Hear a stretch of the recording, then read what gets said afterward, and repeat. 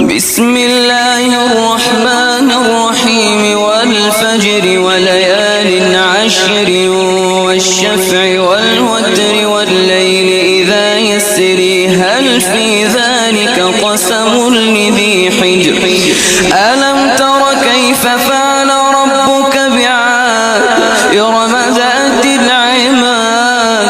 التي لم يخلق مثلها في البلاد وثمود الذين جابوا الصخر بالواد وفرعون ذي الأوتاد الذين طغوا في البلاد فأكثروا فيها الفساد فصب عليهم ربك سوط عذاب إن ربك لبالمرصاد